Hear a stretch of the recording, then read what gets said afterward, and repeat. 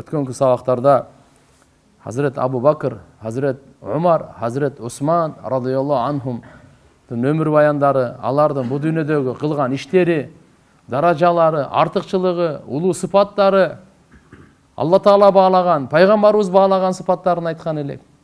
Алар бизге үлгү, хулафай рашидин. Алардын пайгамбар саллаллаху алейхи ва саллям айткан: "Алейкум бис суннати ва суннати хулафай рашидин." Мени сүннөтүмдү жана мени халифаларымдын сүннөттөрүн бекем кармагына деп. Ошолордун сүннөтүн бекем кармаганга буйрган. Hazret Ali radıyallahu anh aytıp gelattık hele. 4-cü halifa, 4-cü imam, Müslümanlardan başçısı Amirul Müminin Ali İbni Abi Talib radıyallahu anhu. Ali radıyallahu anhu'nu sağırkı uçurda жерге беришкен экен. Рамазан айында өткөн эле баласы Хасан разыяллаху анху пайгамбарыбыздын небереси жаназасын окуган экен. Куфада көмүлгөн, Куфа, Иракта. Абу Бакр, Умар радыяллаху анхума пайгамбарыбыздын жанында булар. Усман разыяллаху анху Жаннатул Бакиде. Жаннатул Баки деп мусулмандардын жалпы көрүстөнү бар.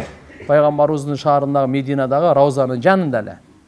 4-cü халифа Амир Муминин Hazret Ali radıyallahu anhu bu Kufa'da koyulgan. 63 yaşında ötkön deydi. 63 yaşında ötkön. İbni Kutayba, Hazret İbni Kutayba aytat, Hazret Ali radıyallahu anhu'nun Fatima enevizden Hasan, Hüseyin, Muhsin degen 3 oğlu, Ummu Gülsum, Zeynep'il Kubra degen 2 kızı olgan. Fatima enevizden.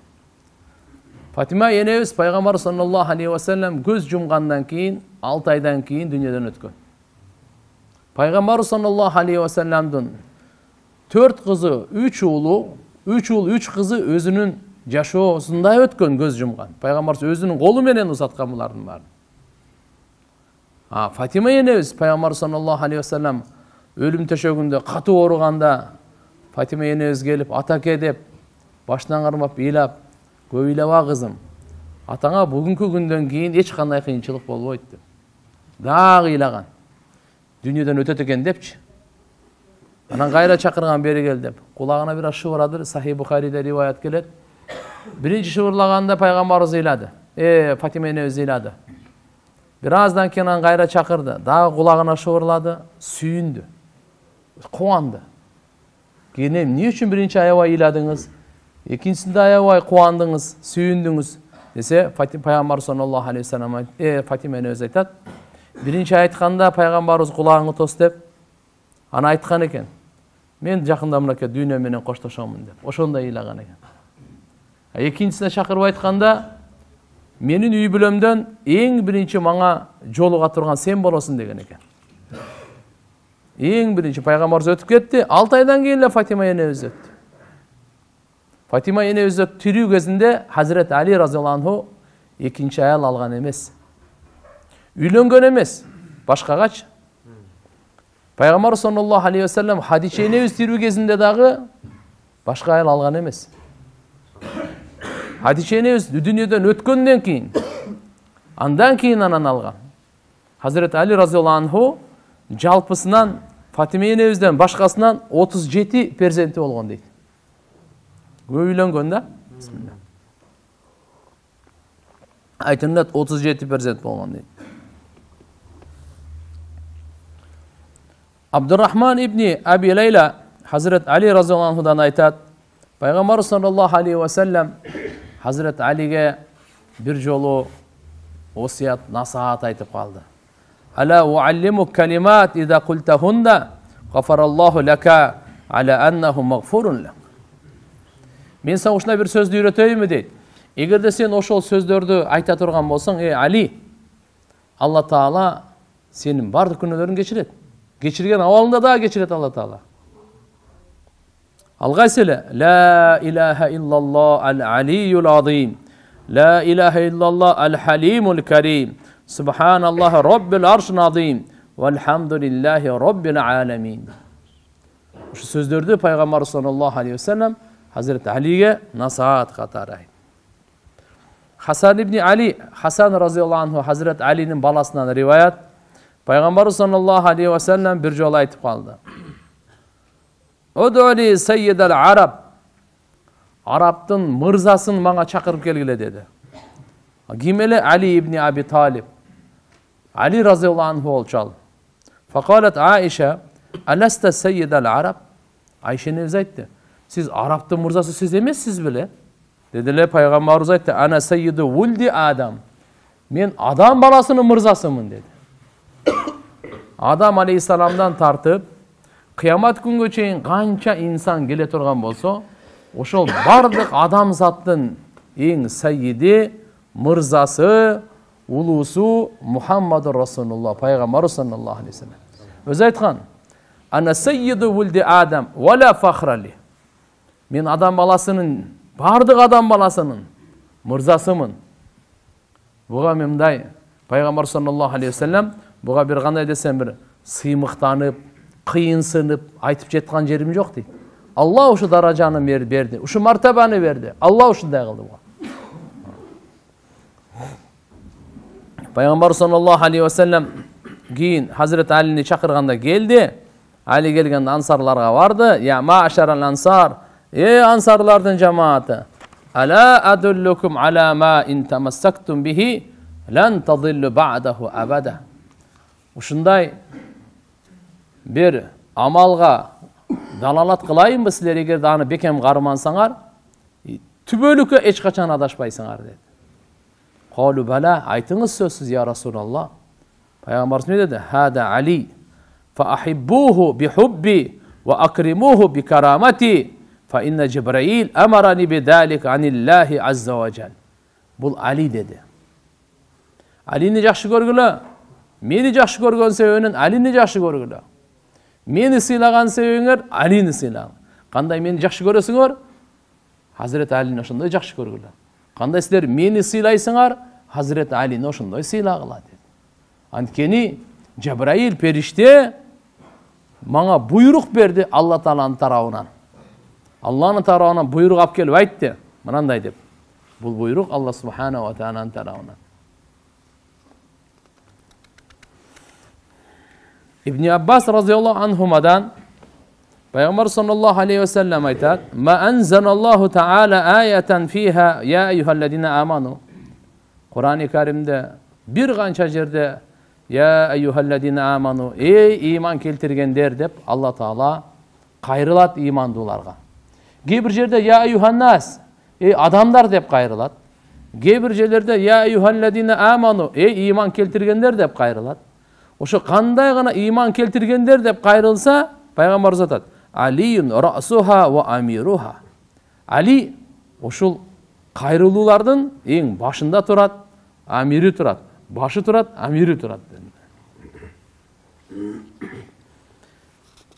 Hazret İbrahim bul bizden mazhab başımız Abu Hanife rahimahullah'ın ustazı olur. Anın ustazı Alqama, anın ustazı Abdullah ibn Mas'ud.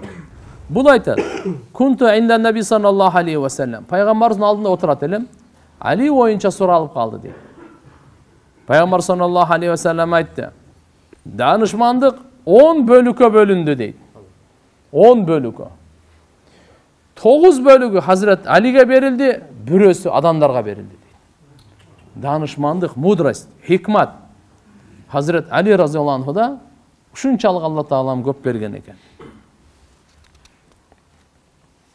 Hazret Ali razıyallahu anhu aytat: "Kultu ya Resulallah awsini."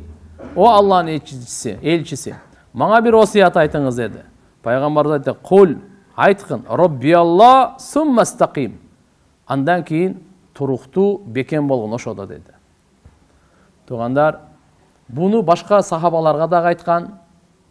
Bul ümmetkö tiyешeli. Birinçiden Rabbiyallah, Rabbim Allah dep. Kul amantu billah gibi rivayetlerde gelet. Men Allah'a iman keltirdim. Summa istaqim. Andan keyin hem turuktu bolgun. İstikamat da koyan. İman keltirip, bu İslam'dan, dinimizin başı imandan. Dinimizin ayağı istikamattan. Peygamber sallallahu aleyhi ve sellem başın ayağını aytıp koydu dağı, bardığını düşündürüp koydu.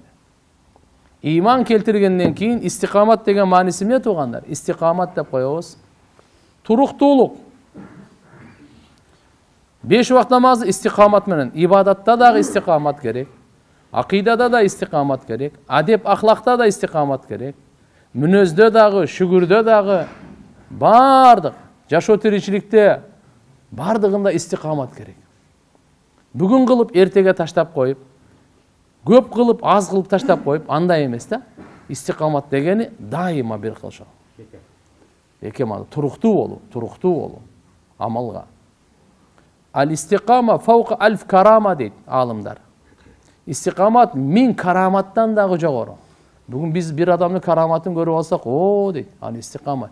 Демек сүннөт менен дайыма сүннөтүн, дайыма ибадатын, өзүнүн жашоосундагы вазифаларды таштабайт да. Истиқамат менен эң биринчи 5 убакыт намазды, фарыздарды каза кылбай окуу. Бул истиқамат болчу. Буга истиқаматы бар экен.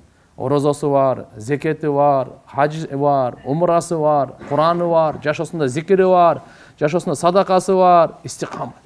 Мүнөзүндө дагы алхамдулилла туруктуу.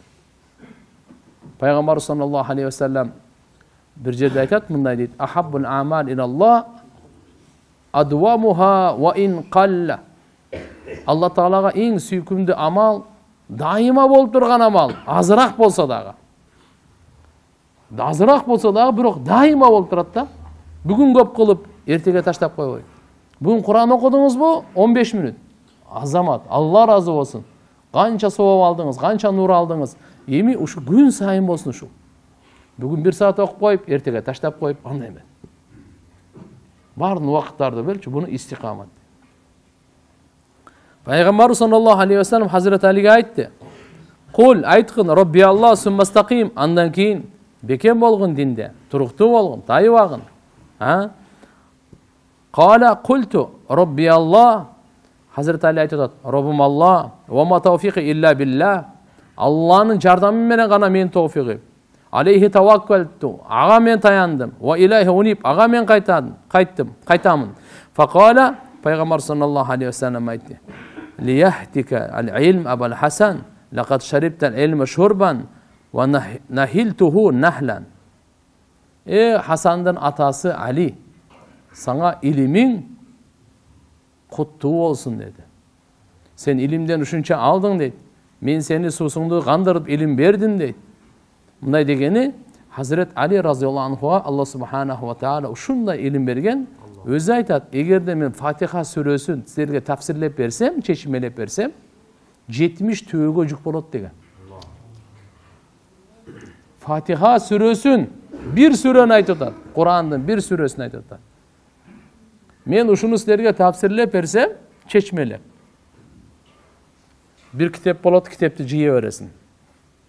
Тоң куржунга толо турган болгондон бир төөгө жүк кыласың, төөнү коюп берип, экинчи төөнү алып кел. Ушундайдан 70. Элең биниңиз канча? 70 төөгө жүк боло турган канча том китеп болот? Мына ошо Фатиханын эле мен айтам, Хазрат Али айтат: "Фатиханы тафсирине кирсем" дейт. Бир жолу субханаллах, куптан намаздан кийин ушундай окугандан кийин, куптан намаздан кийин отурду, бисмиллахнын баасын баштады, багымдаттын азаны болду, бүтпөй калды дейт. Бисмиллахир-рахманир-рахим дегенин би деген ба деп, ба харф ба деп коебуз. Ба деген, б деген тамганын тафсирин, чечмелөөсүн баштаганда куптандан кийин багымдат болуп кетти дейт. Мынандай улумду Алла субхана ва таала берген эле. Абдулла ибн Мас'уд радияллаху анху, бул пайгамбарыбыздын доорунда фатва берип турган сахаба. Абдулла ибн Мас'уд улуу сахабалардан. Биздин Ханафи мазхабтын биздин негизги багытыбыз ушу сахабадан таркайт. Ушу сахабага барат. Ушу киши пайгамбарыбыздын эмне деп уккан? Бардык. Фикх маселелерибиздин бардыгычы. Ошон үчүн биз билип алайлы, Абдулла ибн Мас'уд радияллаху анху. Бул айтат, Хазрет өзү Кур'ан: "Иннал Кур'ан унзила ала саб'ати ахруф. Ма фиха харф илля лаху захрун ва батнун." Кур'ани Карим 7 диалектикада түшкөн. Лахжа. Ошонун бардыгын эң маанилүү сөздүн маанисин өзүнө камтып алган эң фасих чечендиги Курайш диалектикасы болуп эсептелинет. Атак жетөөнүндө түшкөн. 7 диалектикада. Ар биринде Кур'андын өз ички бир мааниси бар, сырткы мааниси бар. İçki manisi var, sırtkı manisi var.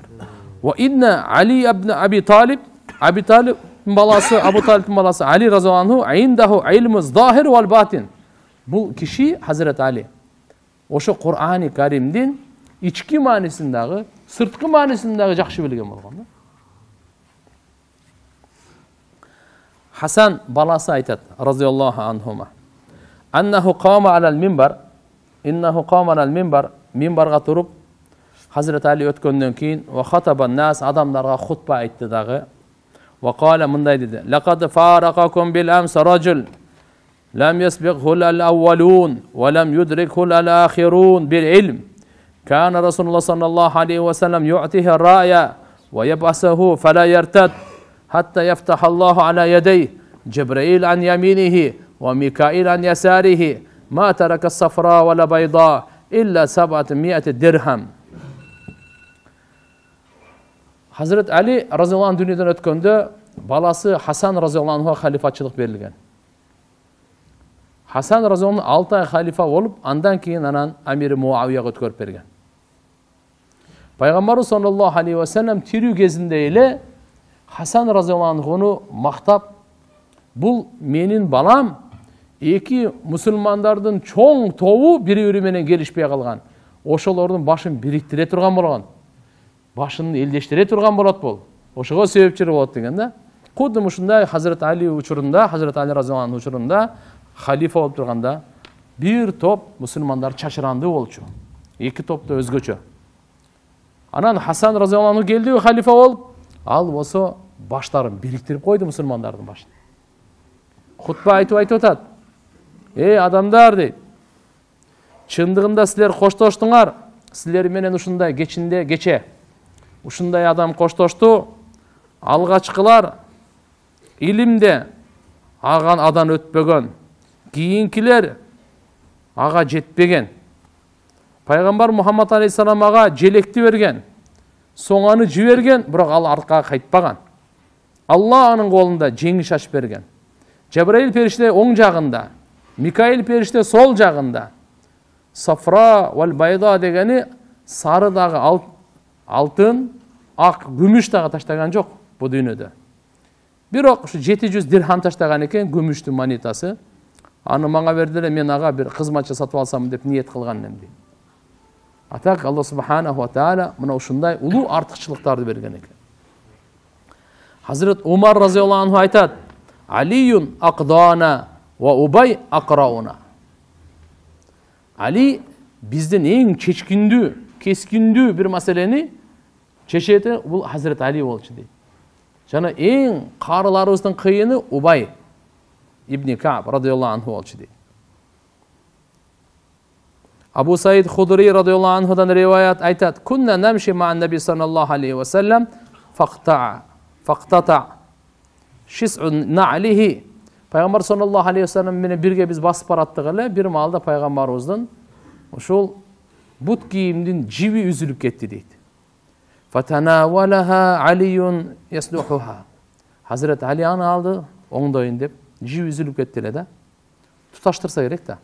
Faqala aytdı: "Ya eyyuhan nas, inna Aliyan mimma yuqatilu ala ta'vilil Kur'an kama qateltu ala tanzilihi."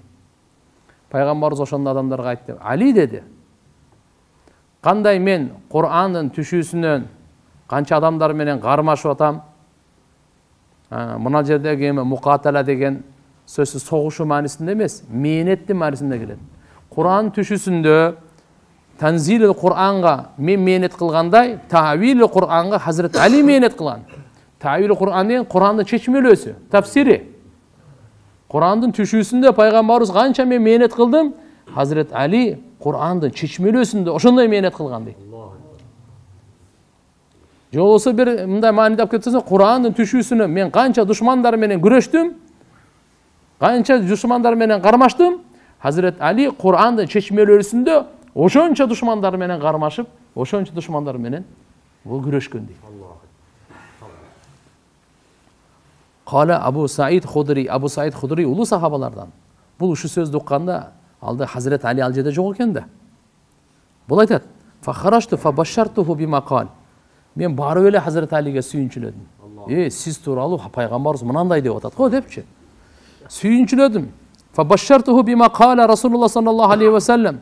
Фалам яктарис бихи фархан. Бирок кубанганга маани деле бербей койду Али дейт. Мен эми ошондой деби мен ошондой деди, ошондой деп мактадыбы деп андай деген жок. Көңүл деле бурган жок, маани деле берген жок кубанычка дейт. Эмне үчүн? Фаиннаху кана кад самиа. Мүмкүн бул мурда пайгамбарыбыздан уккан окшойт дейт. Же болбосо кааннаху самиа ау кама кал. Же болсо уккандай болуп калды дейт. Мурда деле уккандай, же мурда уккандай, же укпагандай болуп калды. Ушундай эле өткөзүп койду дейт да. Болбосо кандай улуу фазилетти айтты. Кур'ан-ы Каримде وَتَعِيَهَا أُذُنُ وَعِيَّ деген аят бар Ал-Хаққа сүресінде. اتفق المفسرون على أن المراد بها علي. Құранда Аллах Субханаху ва Таала айтады. وَتَعِيَهَا Şu Kur'an'dan ayat, nasihat, manilерин жаттоочу, түшүнүүчү кулак аны жаттап суктап калат дегенде, ушул бардык муфассириндер айтат Хазрет Алиге тийишелүү дейт. Зеб Хазрет Али разияллаху анхунун зейни түшүнүүгү, зейни өтө күчтүү, түшүнүүгү өтө терең болгон экен да. Ошон үчүн бир нерсени калганда Хазрет Али разияллаху анхунун илимин ушундай пайгамбар саллаллаху алейхи ва саллям дуа да кылган экен. Ошо Макхул рахматуллахи алейхтен риваят бар. Пайгамбар саллаллаху алейхи ва саллям дуа бергенде Хазрет Алиге, андан кийин кандай гана аят укпайын дейт. Кандай гана аяттын чечмелөөсү бардыгы мага Аллах субханаху ва таала пайгамбарыбыздын дуасы аркылуу берекесин берип койду дейт да. Кайсыл аят каерде түшкөн, качан түшкөн, ким тууралуу түшкөн, андан мурда, андан кийин эмне болгон, бардыгы ушуну эсинде дейт. Аны сактоочу жүрөк керек, сактоочу кулак керек ага. Ушунун баардыгын берген экен. Али разияллаху анху өзү айтат: "Валлахи ма назалат ая илля вақад алимту фима назалат ва айна назалат.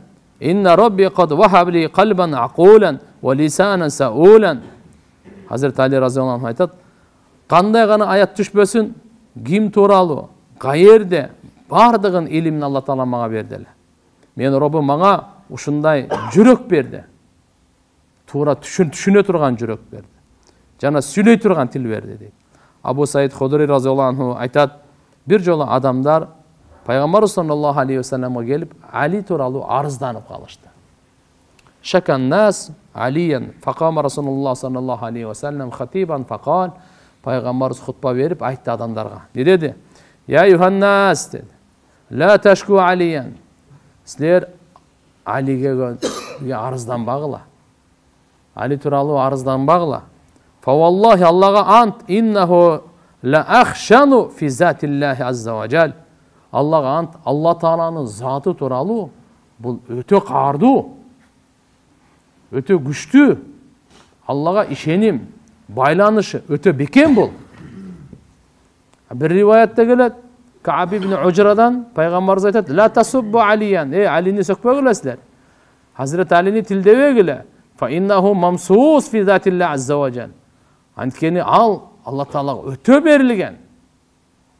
Мамсус деп өзү мындай Алланын мухаббаты үчүн өзүнүн акыл эсин кетирип кое турган адам дегенде. Ибн Аббас разияллаху анху айтат: "Кунна натахаддас", биз ушундай сүйлөшөт элек дейт да, өз арач. "Анна наби саллаллаху алейхи ва саллям ахида ила Алийин 70 ахдан лам яхату ила гайри." Пайгамбарыбыз саллаллаху алейхи ва саллям Хазрет Алиге 70 ушундай бир маанилүү маселе келишимдерди айткан. Андан башкага бирөөсүнө андай айткан эмес дейт. Бу кишинин дүйнөгө кызык болсу,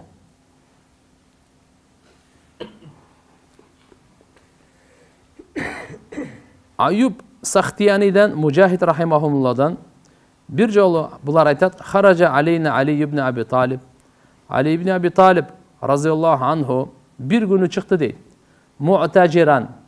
Mu'taciran degende manisi al-i'tijar takviru amamatihi ala ra'sihi ma'a kashfi wastihi. Seldesin başta mınандай эле ороп, төбөсүн ачып коюп. Ушуну mu'taciran деп коет экен. Кыскасы айтканда ушу бир кызмат кылайын деп, иш кылайын деп, кичине акча табайын деп, ушу башына селдесин ороп чыкты дейт. Айтты, мен Мединада өтө ачка болдум дейт. Анан кой бирөөнүн ишин кылып кичине курсак тойгозбосом болбойт деп. Фахарашту атлубул амал фи авали Мадина. Мадинанын четинде ушу жайгашкан айылдар бар. Ошол жака мен чыктым дейт. Амал талап кылып иштейин деп. Фаида ана би эмраатин кад жамаат мадаран. Bir ayal toprak үйүп койгон экен. Ал аял болсо ушу ылай кылайын деген экен, дейм. Суу кошуп топуракка ылай кылат го. Анан Хазирет Али разияллаху анху сүйлөшүптүр. Ушу ишиңизди кылып берейин. Десе макул, bir чоң чакасы, bir курма. Bir курма берет да, bir чоң чакага эме кыласың, бияка ташыйсың, бияка куясың. Ошо bir курма берет. Кийин аны мен сууга аралаштырып 16 чака эме кылдым дейт. Колдорум эмемде эме болуп кетти дейт. Ылайс топурак болуп, кийин анан жууп алдым. Bir 16'ны кылдым. Кийин анан айтып бардым дейт. Муну колумду сунуп бардым дейт. 16 курманы берин дейт. Берди дейт. Аны берди мага, эсептеп бер дейт. Фааддат ли 16 тамра. Ар бирди эсептеп берди, мынакей 16 дейт. Пайгамбарыбызга келдим, кабар берсем, пайгамбарыбыз мен менен да жеди дейт. Пайгамбарыбызга да бердим. Пайгамбарыбыз мага дуа кылды. Жакшылыктын берекесин дуа кылды. Кээ бир риваяттарда келет, Хазирет Али разияллаху анху bir жөөттүн ушундай bir ишин кылып берейин деп. Анда суу чыгаруу маселесинде, не? Кудуктан суу чыгарышат да.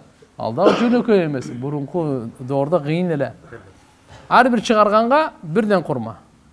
Bir канчаны чыгарды дагы мага болду деп ошо курмасын алып кетип атат. Ал жооп атат: "Дагы чыгар, дагы берем." Жок, мага бу ашыкчанын эмне кереги бар?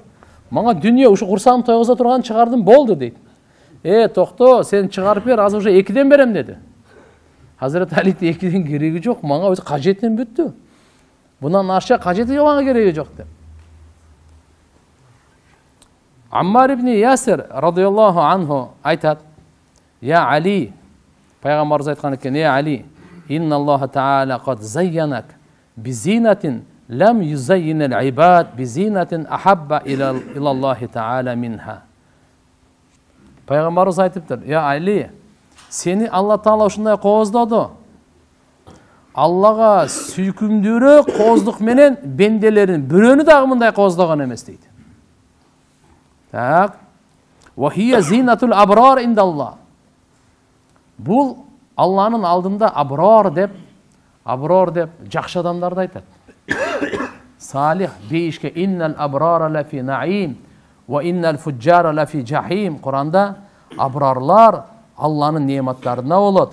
Fujjar, günökör, fasık, buzuklar alар dozokta bolot dep aytat da. Ошол аброр пайгамбарыбыз айтат, сен бейишке кире турган абрарлардын чырайысың. Кооздугусун. Az-zuhd fid-dunya. Az-zuhd fid-dunya. فجعلك لا ترزأ من الدنيا شيئا ولا ترزأ الدنيا منك شيئا. Sen dünyaya hiç kanday bir ziyan jetkirgen joksun. Dünya dagı sana hiç kanday bir ziyan jetkirgen jok. وَوَهَبَ لَكَ حُبَّ الْمَسَاكِينَ. Allah Taala beçaralardın muhabbatın sana tartıladı. فَجَعَلَكَ تَرْضَى بِهِمْ أَتْبَاعًا. Jana sen uşunday kılıp koydu, sen alarga razı bola turgan. وَيَرْضَوْنَ بِكَ إِمَامًا. Alar sen imamçılığına razı bola turgan. Bu Peygamber sallallahu aleyhi ve sellem'din Hazreti Ali radıyallahu anhu'ga aytıp atkan sıfatları. Zuhud dep koyat.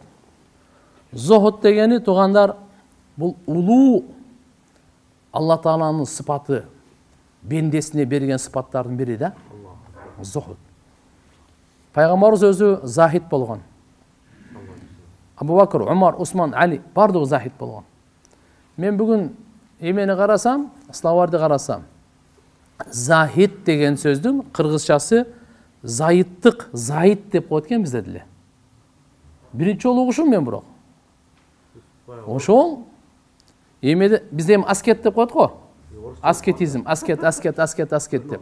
А так бизде ошо зайыт деп коет экен буну. Захидти бизде зайыт деп коет экен. Хасанды Асан, Хусейн, Үсен дегендей эле. Мына жерде мен таң калдым мына. Ушуну бизде кыргызча ушу зайыт деп коет экен. Зайыттык деп коет экен муну. Зохуд. Ада арабтар болсо мисалы буну захид дейт. Д менен захид. А кыргыздар болсо зайыт деп т менен айтат экен да. Машалла, bunday сөз бизде бар экен. Аскет. Демек, Алла Тааланын берген жетишээрлик ырыскыга разы болуп, каниет кылып, дүниөнүн башка рахаттарын таштап коюун айтат да. Зохуд деп. Ушуда эң мыкты Хазрет Али разияллаху анху болчу да. Канчалык зарылчылык менен болсо болду, анын ашчасы кереги жок дейт эле да.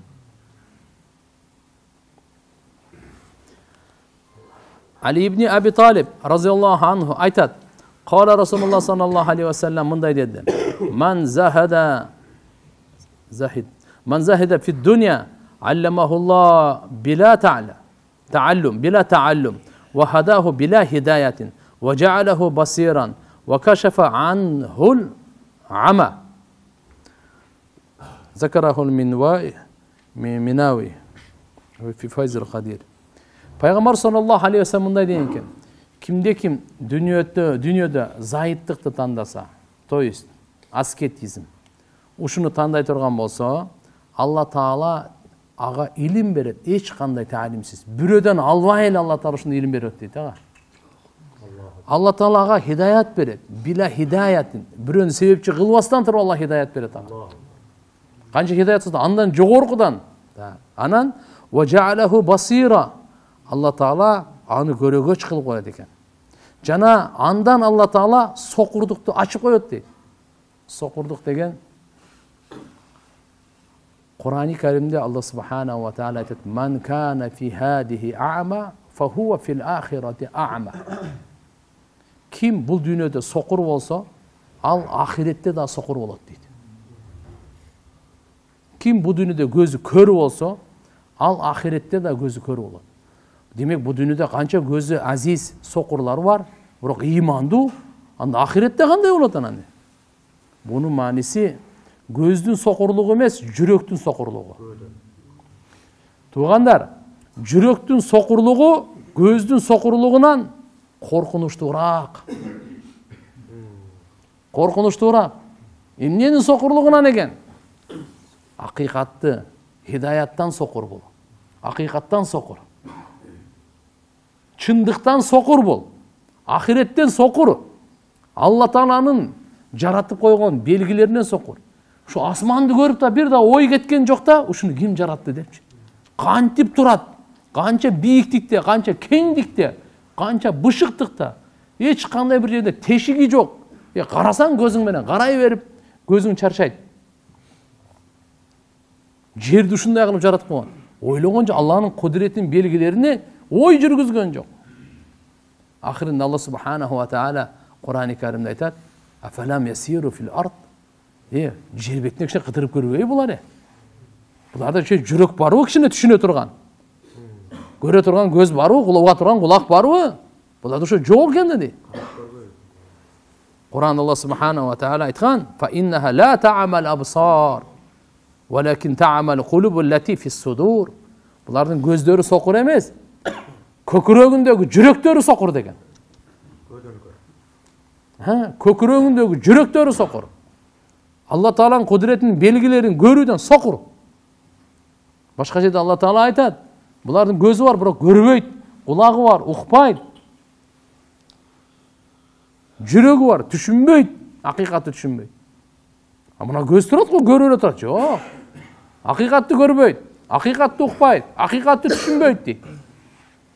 Ulaika kal anam, bular төрт бүтті айвандар deydi. Balhum adal, adamda өтіп кеткен deydi. Айвандағы өзінің қожойынын таниды.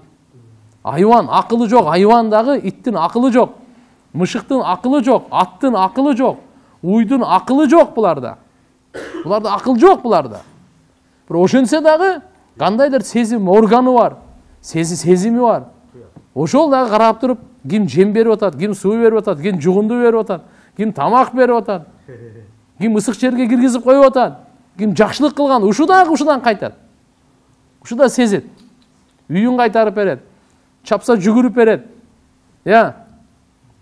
Канча деген ошого карап туруп, ушу кожоюнда жакшылык. А бул адамдар дейт, акылы бар адамдар, ошон үчүн айвандардан дагы өтүп кеткен адашууда деп атат. Балхум адал. Айвандардан дагы өтүп кеткен адашууда дейт. Жаратуучубузду таанып жашайлы. Күн сайын өмүр берип атканды тааныйлы, акыл берип атканды тааныйлы, жүрөктү соктуруп атканды тааныйлы. Бул абанын ээси бар, жердин ээси бар, суунун ээси бар, асмандын ээси бар, кожоюну бар, башкаруучусу бар, көзөмөлдөчүсү бар. Ошон үчүн Алла субханаху ва тааля эмне деп атат бул? Айтып атат. Булардын көздөрү сокур эмес дейт. Ла та'мал абсар. Булардын көздөрү сокур эмес. Валакин кайсы? Та'мал кулуб. Валакин та'мал кулуб аллати фис судур.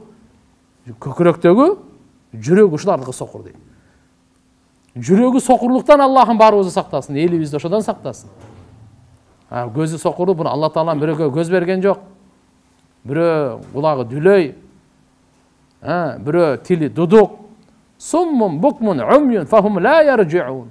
Суммун букмун умюн фахум ла яқилун. Дүлөй, сокур, көр булар. Эмне деп атат? Аллага кайтпайт. Булар акылы жок, ла яқилун. Буларды акыл жүргүзбөйт булар дейт. Умюн дейт. Умюн деген сокурлар. Бирок кимди айтып атат? Ким дүйнөнүн кызыкчылыгынан жүрөктөн чыгарса, Алла субханаху ва тааля аны көрөгөч кылып, анын жүрөгүнүн сокурлугун Алла Таала тазалап коет экен да. Жүрөгүнөн акыйкатты издеп, акыйкатты таанып калат экен. Алла Таалага хидаят берет, ага илим берет. Ким зайыттыкты тандаса, бул сөз мен көп айтышым керек экен, күнгө. Зайыттык дейт. Аллаху акбар. Мен аябай сүйүндүм бул сөз таап алып. Кыргыз сөздөр эле өтө бай, окубайбыз да. Бизде канча миң сөз бар, бир 100-200 менен эле жашап өтүп атат да барды. Ошо 100-200 сөз менен тегеретип эле мен буга айтам, бул мага айтат, кандай жакшы отур тур болду. Нар жака кирбейт экенбиз да. Болбосо биздин алхамдулилла тилибиз бай, колдонсок гана. Алла Таалам барыбызга товфик берсин. Hazret Ali radıyallahu anhu ansahun nas, adamların en nasihat kılıuçusu ve alamuhum billah aşaddu nas hubban, adamlardan Allah'ın jakşı görgöndөн en bilүүчүsü ve ta'ziman li hurmati ahli la ilahe illallah, la ilahe illallah aytkandardı en көп urmattagandardын uşu biri Hazret Ali radıyallahu anhu oldu. Demek tuğandar, biz Müslüman la ilahe illallah dep aytkan adamdı, al bizdin uluttan bolobу, başka uluttan bu, bizdin urudan bu, başka urudan bu, bizdin жерден би, же başka жерден би, başka aymaktan bu, başka материктен би, kayaktan gana bolбосун. Эгерде la ilahe illallah dep aytkan bolсо, biz аны урматтайлы, biz аны сыйлайлы. Hazret Ali radıyallahu anhu mına uşuda үлгү, ушуда өрнөк бардыгын себептен адам катары ал сый урматка ээ, биз сыйлаганга урматтаганга пайгамбарыбыз буйруган. Ошон үчүн иншалла мынакей ислам дини бири-бирин сыйлап жашаганды үйрөткөн дин. Бири-бирине пайда жеткирип жашаганды үйрөткөн дин. Бири-бирине жардам берип, бири-бирине көмөктөшүп, бири-биринин кайгысын бөлүшүп жашаган ушуну үйрөткөн дин ислам. Пайгамбарыбыз ошон үчүн толук жашоонун жолун алып келди да. Берекелүү, бактылуу жашоонун жолун алып келди да. Булар деле Hazret Ali subhanallah, сахабалар Абу Бакр, Омар, Осман, Ашара мубашшар барын айтып атабыз. Булар туулганда эле билимдүү болуп, туулганда эле ушу даражага жетип, туулганда эле ушундай эле таква болуп, туулганда эле ушундай эле таза болуп, ушундай эле оңолуп калган жок э. Булар мээнет кылды. Булар деле адам. Бизге окшогон эле адам болгон. Пайгамбар саллаллаху алейхи вассалам тарбиясынан мына ошол доордо деле Абу Жахил бар эле, Утба бар эле, Абу Талиб бар, Абу Лахаб деген бар эле, Шайба деген бар эле, канча дегендер бар эле. Бирок булар алхамдулилlah пайгамбарыбыздын сөзүн жүрөгү менен кабыл алып, угуп, аркасынан ээрчиди, ошо даражага жетишти.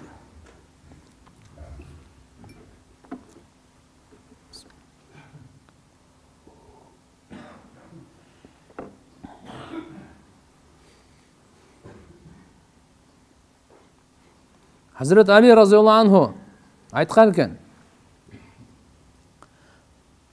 "Kunu liqabul amal ashad ihtimama minkum bil amal, fa innahu la yaqul amal ma taqwa wa kayfa yaqul amal yutaqabbal."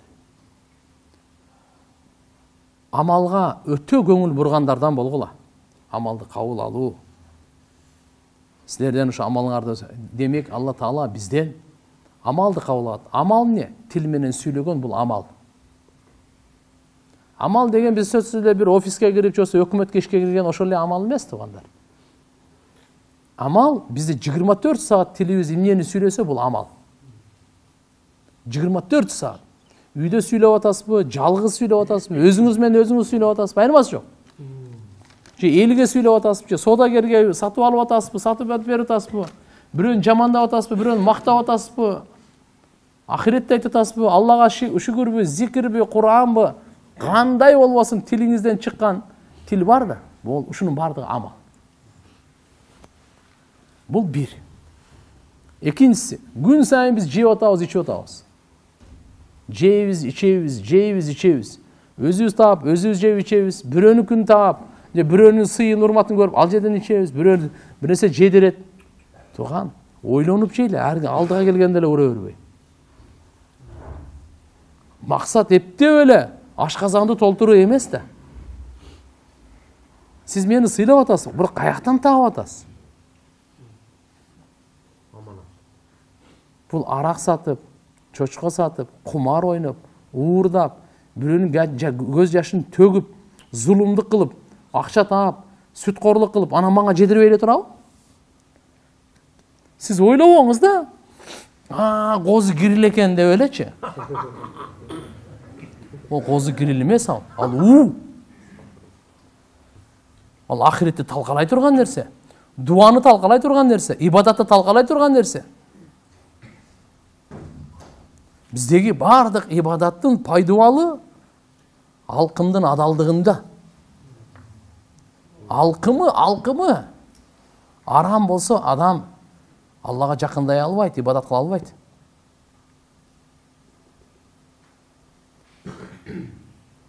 Алкымдыкы менен амали салихти Алла Таала байлап койгон. Экөөнү байлап койгон. Жакшы амал менен адалдыгын экөөнү байлап койгон. Пайгамбарларга Алла буйрук берген. Я юхар русул, эй пайгамбарлар, элчилер. Кулу минат тойибат. Силер адалдан жегиле. Алкымыңардан адал гана өткөргүлө. Адал өтсүн, пакиза таза өтсүн. Ва амалу салиха, анан жакшы амал кыласыңар. Анан тилибиз анан жакшы сүйлөйт, ушактабай, бирөөгө жала жаппай, бирөөнүн жүрөгүн иренжитпей, оорутпай, бирөөнү алдабай, бирөөнү калпайтпай, бирөөнү сөкпөй, бирөөнү тилдебей, бирөөнү каргабай. Эки мусулманды чагымчылык кылып, уруштуруп, интрига кылбай. Ошондо анан биздин тилдин амалы оңолот экен. Мына ал жер оңолсо. Экинчи амал алкым. Бул амал туугандар. Күн сайын өтөт, ичип атабыз. Эми караңыз, адал эле тамак. Адал тамак. Сиздики. Бирөөнүн акысы жок берди. Бирөөнүн акысы жок. Эми ушуну сол кол менен жесеңиз, ушу адал тамакты да буздуңуз да. Адал тамакты да буздуңуз да. Адал тамакты адал жол менен жейли. Кол менен жакшы, бул колдун амалы. Кол тамактай эле эмес. Учурашканда дагы, жардам бергенде дагы, кат жазганда дагы, чечим чыгарганда дагы, таразага тартканда дагы, кол ушу сажда кыла турган кол болсун. Куранды кармай турган кол болсун, Аллахны эстей турган, зикрлай турган манжалар болсун. Пайгамбар саллаллаху алейхи ва саллям айтат: "Манжаларыңар менен субханаллах, альхамдулилlah, Аллаху акбар тартып жүргүлө" дейт. Кыямат күнү ушулар күбөлүк өтөт дейт. Тилиңиз сүйлөбөйт, мыналар күбөлүк өтөт. Оң кол менен садака берип туруң дейт. Ушул кол менен садака берген. Пайгамбарыбыз айтат: "Өзүнүн колу менен ырыскысын тапкан дандагы адалыраак ырыскы жок" дейт. Кээде белек берет мага, кээде садака берет мага, кембагал болсоң зекет берет. Кээде туугандарыңан атаң өлүп калса, же болбосо балаң өлүп калса, же болбосо аялың өлүп калса, бир туугандарың жана башка мурастан келип калат сага. Бул деле адал. Адал бул. Олжодон тийип калат. Бул деле адал. Бирок колуңуз менен тапкан, өзүңүздүн мээнетиңиз менен, кесибиңиз менен тапкан андан адалыраак ырыскы жок. Мейли сиз кызмат менен таап атасыз, акылыңыз менен таап атасыз, сөзүңүз менен таап атасыз, бирөөгө бир нерсе кылып, ортомчулук кылып таап атасыз, кетмен чаап таап атасыз, бир нерсе сатып таап атасыз, бирөөнү таксовать этип таап атасыз, ден соолугун карап таап атасыз. Эчтеке эмес. Бул кол менен тапкан мээнет деп коет муну. Мык кагып атасызбы, тазалап атасызбы, бирөөнүн идишин жууп берип атасызбы, же болбосо кандай болбосун? Бул пешене тери менен табылган акча бул.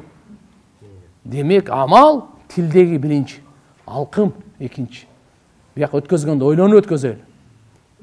Өзүмдүкүн дагы, башкалардыкын дагы. Себеп бул кыямат күнү буга жооп берем мен. Жооп берем. Ушуга эмнени өткөзгөнгө жараша менин дуам, эмнени өткөзгөнгө жараша менин ибадатым. Ошого жараша болот. Ошого жараша болот. Пайгамбарыбыз айтат: "Кимде ким бир лукма, бир сындырым арам өткөрүп кетсе, 40 күн ибадаты кабыл болбойт" деген. Дуасы кабыл болбойт деген. Ошондуктан туугандар карап туруп, ар бирибиз өзүбүз мен эмнеден таап атам деген суроону коёйлу. Мага кирип аткан акча каяктан кирип атат акча? Мен бала чакамды эмнеден багып атам мен? Эмнеден үй салып атам? Эмнеден машина айдап атам? Эмнеден кийинип атам? Каяктан таап? Ушул адал жол болсун. Адал жол менен табай. Андан кийин колубуз, мээнетим азыркы айтканда бул амал. Кол некене? Амал туугандар. Буну унутпайлы, бул кол амал. Көз амал. Көзүбүз 24 саат уктап эле калбасак, көзүбүздү ачтыкпы? Амал. Мейли сиз телевизорду көрүп атасызбы? Жылаңачтардын бардыгы. Телефондон көрүп атасызбы? Жаман нерсени көрүп атасызбы? Жакшы нерсени көрүп атасызбы? Көзүңүз амал кылып атат. Көзүңүз амалда. Көзүңүз амалда. Жөн эле картинабы, же журналбы, же Куранды көрүп атасызбы? Эмнени көрүп атасыз? Эмнени карап атасыз? Каякты карап атасыз? Көздүн бардыгы жазылат. Көз менен эмне кылып атасыз жазылып атат. Алла. Көз бул амал. Ойлобоңуз. Мен сүйлөсөм эле жазылат экен, унчукпай эле жүрө берейин, бирок көз менен жасай берейин ар жакта. Тияк бияктарды көрүп кое берейин деп. Жок. Аллах көзгө буйрук берген. Göz kıyamet günü inne sam'a vel basar vel fuad ulaika kanu anhu mas'ula uşlardığın bari biri soralat doğanda. Kullu ulaika kanu anhu mas'ula uşlardın her biri soralat. Göz özünçe soralat. Kulak özünçe soralat. Jürek özünçe soralat. Özünçe soralat. Demek doğanlar inşallah bu amal. Kolduku amal, gözdükü amal, kulaqtagı amal. Kulaqtagı amal. Emneni uğup atasız, жооп бересиз эртеги кыямат күнү. Kulağыңыздан эмнени киргизип атасыз? Жалгандыбы, акыйкаттыбы, Кур'андыбы, музыканыбы, ушактыбы, жакшы сөздү эртеге кулак аркылуу эмнени киргизип атасыз?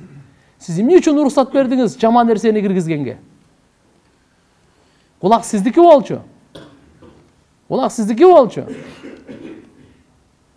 Канча сахабалар бар, субханаллах. Пайгамбар саллаллаху алейхи ва саллям өткөн сабактарды өтпөдүкпү?